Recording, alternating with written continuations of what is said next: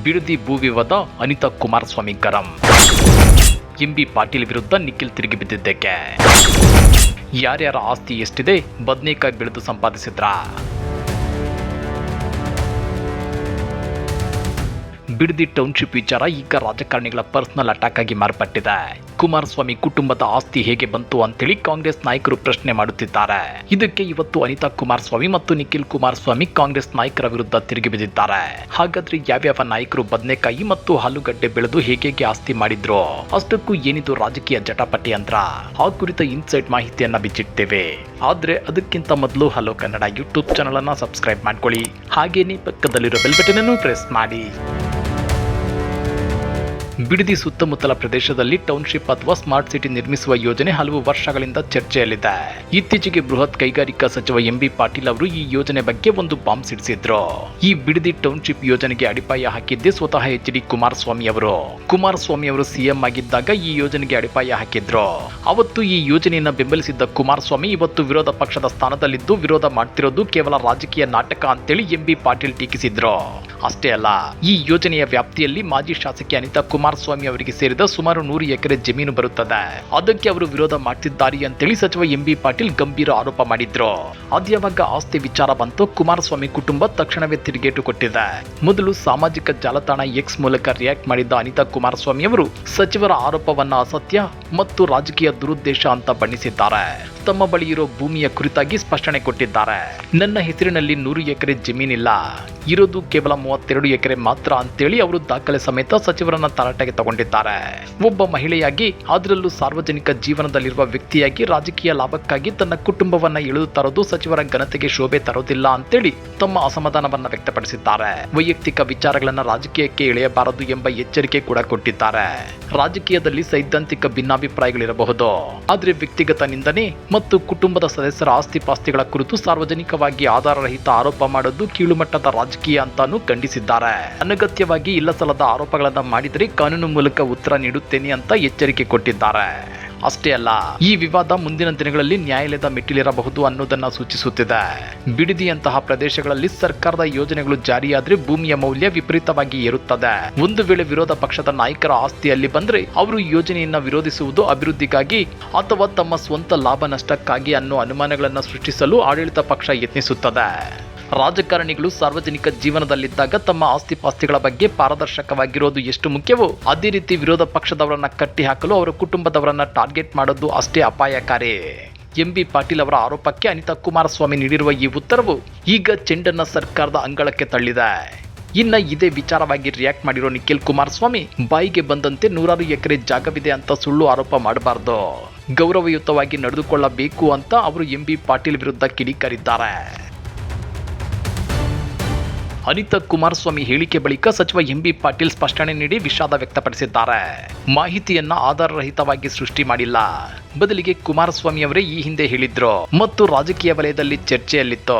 ಬಿಡದಿಯಲ್ಲಿ ಅನಿತಾ ಕುಮಾರಸ್ವಾಮಿ ಅವರು 100 ಎಕರೆ ಜಮೀನು ತೆಗೆದುಕೊಂಡಿದ್ದಾರೆ ಅನ್ನೋ ಚರ್ಚೆ ರಾಜಕೀಯ ವಲಯದಲ್ಲಿತ್ತು. ಒಂದು ವೇಳೆ ಅಲ್ಲಿ ಅಷ್ಟು ಜಮೀನು ಇಲ್ಲದಿದ್ರೆ ಅವರು ಆಗಲೇ ಸ್ಪಷ್ಟೀಕರಣ ಕೊಡಬೇಕಿತ್ತು. ನಮ್ಮ ಭೂಮಿ ಇಲ್ಲ ಅಂತ ಹೇಳಿದ್ರೆ ಅಲ್ಲಿಗೆ ಮುಗಿಯುತ್ತಿತ್ತು. ಅನಿತಾ ಕುಮಾರಸ್ವಾಮಿ ಅವರ ಮೇಲೆ ನನಗೆ ಯಾವುದೇ ವೈಯಕ್ತಿಕ ದ್ವೇಷವಿಲ್ಲ, ಅವರು ನಮಗೆ ಸಹೋದರಿ ಇದ್ದಂತೆ. ನನ್ನ ಮಾತಿನಿಂದ ಅವರಿಗೆ ನೋವಾಗಿದ್ರೆ ನಾನು ವಿಷಾದ ವ್ಯಕ್ತಪಡಿಸುತ್ತೇನೆ ಅಂತೇಳಿ ಎಂಬಿ ಪಾಟೀಲ್ ಹೇಳಿದ್ದಾರೆ. ಆದ್ರೆ ರಾಜಕೀಯ ವಲಯದಲ್ಲಿ ಈ ಚರ್ಚೆ ಇಲ್ಲಿಗೆ ನಿಲ್ಲೋ ಯಾವ ಲಕ್ಷಣಗಳು ಕಾಣುತ್ತಿಲ್ಲ. ಯಾಕಂದ್ರೆ ಕೇವಲ ಒಂದು ವಾರದ ಹಿಂದಷ್ಟೇ ಕೇಂದ್ರ ಸಚಿವ ಎಚ್.ಡಿ. ಕುಮಾರಸ್ವಾಮಿ ಅವರು ಡಿಕೆಶಿ ಆಸ್ತಿ ವಿಚಾರವಾಗಿ ಚಕಾರ ಎತ್ತಿದ್ರು. 1993ರಲ್ಲಿ 3 ಎಕರೆ ಇದ್ದ ಆಸ್ತಿ 2018ಕ್ಕೆ 1400 ಕೋಟಿ ರೂಪಾಯಿ ಹೇಗಾಯ್ತು? ರೈತರಿಗೂ ಶ್ರೀಮಂತರಾಗುವ ಮಾರ್ಗ ಹೇಳಿಕೊಡಿ ಎಂದ ಎಚ್ಚರಿಕೆ. ಮುಖ್ಯಮಂತ್ರಿ ಡಿ.ಕೆ. ಶಿವಕುಮಾರ್ ರಿಯಲ್ ಎಸ್ಟೇಟ್ ದೊರೆ.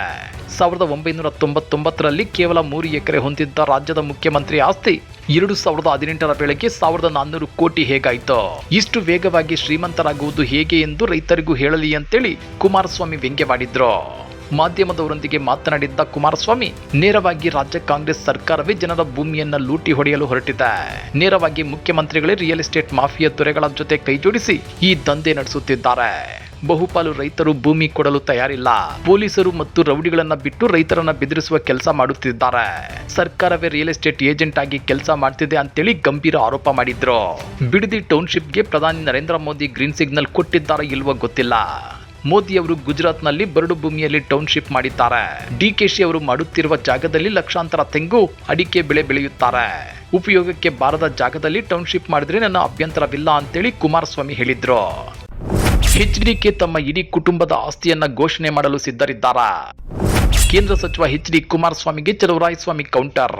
ಇನ್ನ ಅದ್ಯಾವಾಗ ಕೇಂದ್ರ ಸಚಿವ ಎಚ್.ಡಿ. ಕುಮಾರಸ್ವಾಮಿ ಡಿಕೆಶಿ ಆಸ್ತಿ ವಿಚಾರಕ್ಕೆ ಕೈ ಹಾಕಿದ್ರು, ಆಗ ಕಾಂಗ್ರೆಸ್ ಶಾಸಕ ಚಲುವರಾಯಸ್ವಾಮಿ ಕೂಡ ಕುಮಾರಸ್ವಾಮಿ ಕುಟುಂಬದ ಆಸ್ತಿ ವಿಚಾರವಾಗಿ ಪ್ರಶ್ನೆ ಎತ್ತಿದ್ರು. ಡಿಕೆ ಶಿವಕುಮಾರ್ ಅವರಿಗೆ 1400 ಕೋಟಿ ರೂಪಾಯಿ ಎಲ್ಲಿಂದ ಬಂತು ಅಂತ ಕೇಳುವ ಕುಮಾರಸ್ವಾಮಿ ಎಚ್.ಡಿ. ದೇವೇಗೌಡರನ್ನ ಬಿಟ್ಟು ತಮ್ಮ ಇಡೀ ಕುಟುಂಬದ ಆಸ್ತಿಯನ್ನ ಘೋಷಣೆ ಮಾಡಲು ಸಿದ್ಧರಿದ್ದಾರೆ. ನಿಮ್ಮ ಇಡೀ ಜಾತಕ ಡಿಕೆ ಶಿವಕುಮಾರ್ ಅವರ ಬಳಿ ಇದೆ, ಎಲ್ಲ ದಾಖಲೆಗಳನ್ನು ಹೊರಹಾಕಬೇಕಾಗುತ್ತೆ ಅಂತ ಓಪನ್ ಚಾಲೆಂಜ್ ಹಾಕಿದ್ರು. ಜೆಡಿಎಸ್ ನಲ್ಲಿ ಟಿಕೆಟ್ ಕೊಡಲು ಹಾಗೂ ಇನ್ನೊಬ್ಬರನ್ನ ಸೋಲಿಸಲು ಡಮ್ಮಿ ಅಭ್ಯರ್ಥಿಗಳನ್ನ ಕಣಕ್ಕಿಳಿಸಲು ಎಷ್ಟೆಷ್ಟು ಹಣ ಫಿಕ್ಸ್ ಮಾಡಲಾಗ್ತಿತ್ತು ಅನ್ನೋದು ನನಗೆ ಚೆನ್ನಾಗಿ ಗೊತ್ತು. ಯಾಕಂದ್ರೆ ನಾನು ಕೂಡ ದೀರ್ಘಕಾಲ ಅವರ ಜೊತೆಯಲ್ಲೇ ಇದ್ದವನು. ಭ್ರಷ್ಟಾಚಾರದ ವಿಚಾರವಾಗಿ ಬಹಿರಂಗ ಚರ್ಚೆಗೆ ನಾನು ಕೂಡ ಸಿದ್ಧ ಅಂತೇಳಿ ಚಲುವರಾಯಸ್ವಾಮಿ ತಿರುಗೇಟನ್ನ ಕೊಟ್ಟಿದ್ರು. ಬಿಡದಿಯಲ್ಲಿ ನಿಲ್ಲದ ಪೋಸ್ಟರ್ ವಾರ್. ಈ ಬಾರಿ ಎಚ್ಡಿಕೆ ಕುಟುಂಬದ ವಿರುದ್ಧ ಆರೋಪಗಳೇನು? ಬಿಡದಿ ಟೌನ್ಶಿಪ್ ವಿಚಾರವಾಗಿ ಪೋಸ್ಟರ್ ವಾರ್ ಮತ್ತೆ ಶುರುವಾಗಿದೆ. ಕೆಲ ದಿನಗಳ ಹಿಂದಷ್ಟೇ ಬಿಡದಿಯ ಅನೇಕ ಕಡೆಗಳಲ್ಲಿ ಪೋಸ್ಟರ್ಗಳು ಕಾಣಿಸಿಕೊಂಡಿದ್ವು. ಬಿಡದಿ ಟೌನ್ಶಿಪ್ ವಿಚಾರವಾಗಿ ಕೇಂದ್ರ ಸಚಿವ ಎಚ್.ಡಿ. ಕುಮಾರಸ್ವಾಮಿ ವಿರೋಧದ ಹಿನ್ನೆಲೆಯಲ್ಲಿ ಈ ಪೋಸ್ಟರ್ಗಳು ರಾರಾಜಿಸಿದ್ವು. ಇದೀಗ ಮತ್ತೊಮ್ಮೆ ರಾತ್ರೋರಾತ್ರಿ ಕಿಡಿಗೇಡಿಗಳು ಪೋಸ್ಟರ್ ಅಂಟಿಸಿದ್ದಾರೆ. ಬಿಡದಿಯ ಬೈರಮಂಗಲ ಸುತ್ತಮುತ್ತ ಮತ್ತೆ ಕುಮಾರಸ್ವಾಮಿ ನಿಖಿಲ್ ಕುಮಾರಸ್ವಾಮಿ ವಿರುದ್ಧ ಪೋಸ್ಟರ್ ಹಾಕಲಾಗಿದೆ. ಈ ಪೋಸ್ಟರ್ ನಲ್ಲಿ ಕುಮಾರಸ್ವಾಮಿ ಕುಟುಂಬದ ಜಮೀನು ವಿಚಾರವಾಗಿ ಉಲ್ಲೇಖ ಮಾಡಿ ಲೇವಡಿ ಮಾಡಲಾಗಿದೆ. ಟೌನ್ಶಿಪ್ ವಿಚಾರವಾಗಿ ಮಾಡಿರುವ ಆರೋಪಗಳಿಗೆ ಈ ರೀತಿಯಲ್ಲಿ ತಿರುಗೇಟನ್ನು ನೀಡಲಾಗಿದೆ. ಹೀಗೆ ಪೋಸ್ಟರ್ಗಳು ಬಿಡದಿಯಲ್ಲಿ ಹರಿದಾಡ್ತಿವೆ. ಅಷ್ಟೇ ಅಲ್ಲದೆ ಬ್ರದರ್ ಕುಮಾರಸ್ವಾಮಿ ಹಲಿಗೆ ವಡೇರಹಳ್ಳಿ ಕೇತಗನಹಳ್ಳಿ ಭೂಮಿ ಹಗರಣದಲ್ಲಿ ಜೈಲಿಗೆ ಹೋಗಲು ಸಿದ್ಧರಾಗಿ ಅಂತಾನು ಉಲ್ಲೇಖಿಸಲಾಗಿದೆ. ಇನ್ನ ಈ ಬಗ್ಗೆ ರಿಯಾಕ್ಟ್ ಮಾಡಿರೋ ನಿಖಿಲ್ ಕುಮಾರಸ್ವಾಮಿ ಕೆಲವು ಪುಂಡ ಪೋಕಿರಿ ಚೇಲಾಗಳು ಈ ಕೆಲಸ ಮಾಡಿದ್ದಾರೆ, ಅವರಿಗೆಲ್ಲ ಉತ್ತರಿಸಲು ಆಗಲ್ಲ ಅಂತಾನು ಹೇಳಿದ್ದಾರೆ. ಈಗಿನ ಸ್ಟೇಟಸ್ ಮುಖ್ಯಮಂತ್ರಿಗಳು ಕೆಲವು ಚೇಲಾಗಳನ್ನ ನಿಖಿಲ್ ಕುಮಾರಸ್ವಾಮಿ ಮತ್ತು ಎಚ್.ಡಿ. ಕುಮಾರಸ್ವಾಮಿ ಅವರನ್ನ ಬೈಯಲು ಬಿಟ್ಟಿದ್ದಾರೆ. ಅತಿ ಹೆಚ್ಚು ಬೈದವರಿಗೆ ಮಂತ್ರಿ ಸ್ಥಾನ ನೀಡಲಾಗುವುದು ಅಂತ ಹೇಳಿದ್ದಾರೆ. ಸಚಿವ ಸಂಪುಟ ವಿಸ್ತರಣೆ ಆದ್ರೆ ಇವರೆಲ್ಲ ಮನೆ ಸೇರಿಕೊಳ್ತಾರೆ ಅಂತಾನು ಲೇವಡಿ ಮಾಡಿದ್ದಾರೆ. ಅಷ್ಟೇ ಅಲ್ಲ, ಇವರೇನು ಬದನೆಕಾಯಿ ಬೆಳೆದು ಸ್ಕೂಲು ಕಾಲೇಜು ಕಟ್ಟಿದ್ದಾರ. ನಮಗೂ ಪೋಸ್ಟರ್ ಅಭಿಯಾನ ಮಾಡಲು ಬರುತ್ತೆ. ಗಂಡಸ್ತನದ ರಾಜಕೀಯ ಮಾಡಿ ರಾತ್ರೋರಾತ್ರಿ ತಲೆ ಮೇಲೆ ಟವಲ್ ಹಾಕೊಂಡು ಪೋಸ್ಟರ್ ಅಂಟಿಸೋದನ್ನ ನಮ್ಮ ಕಾರ್ಯಕರ್ತರು ಮಾಡ್ತಾರೆ. ಆದ್ರೆ ಅವರಂತೆ ನಾವು ಕೀಳು ಮಟ್ಟ ಕಿಳಿಯೋದಿಲ್ಲ ಅಂತ ನಿಖಿಲ್ ಕುಮಾರಸ್ವಾಮಿ ಹೇಳಿದ್ದಾರೆ. ಅದೇನೇ ಇದ್ರೂ ಬಿಡದಿ ಟೌನ್ಶಿಪ್ ವಿಚಾರದಲ್ಲಿ ಶುರುವಾದ ಈ ಕಿಚ್ಚು ಈಗ ಇಡೀ ರಾಜ್ಯ ರಾಜಕಾರಣದ ಪ್ರಭಾವಿ ನಾಯಕರ ಆಸ್ತಿ ಪಾಸ್ತಿಗಳ ಚರ್ಚೆಗೆ ಎಡಮಾಡಿಕೊಟ್ಟಿದೆ. ಹಾಗಾದ್ರೆ ಎಚ್.ಡಿ. ಕುಮಾರಸ್ವಾಮಿ ಸೇರಿದಂತೆ ರಾಜ್ಯ ರಾಜಕಾರಣದ ದೊಡ್ಡ ದೊಡ್ಡ ಲೀಡರ್ಗಳು ತಮ್ಮ ಆಸ್ತಿ ಪಾಸ್ತಿಯನ್ನ ಜನರೆದುರು ಬಹಿರಂಗ ಪಡಿಸ್ತಾರ? ಕಳೆದ 2-3 ದಶಕಗಳಲ್ಲಿ ಯಾರ್ಯಾರ ಆಸ್ತಿ ಹೇಗೆಲ್ಲ ಜಾಸ್ತಿ ಆಯ್ತು ಅನ್ನೋದು ಬಟಾ ಬಯಲಾಗುತ್ತಾ? ಕಮೆಂಟ್ ಮಾಡಿ, ವಿಡಿಯೋ ಲೈಕ್ ಮಾಡಿ, ಶೇರ್ ಮಾಡಿ. ಇಂಥ ಮತ್ತಷ್ಟು ರೋಚಕ ರಾಜಕೀಯ ಸುದ್ದಿಗಳನ್ನ ಮಿಸ್ ಮಾಡದೆ ನೋಡ್ಬೇಕು ಅಂದ್ರೆ ಹಲೋ ಕನ್ನಡ ಯೂಟ್ಯೂಬ್ ಚಾನಲ್ ಅನ್ನ ಸಬ್ಸ್ಕ್ರೈಬ್ ಮಾಡ್ಕೊಳ್ಳಿ.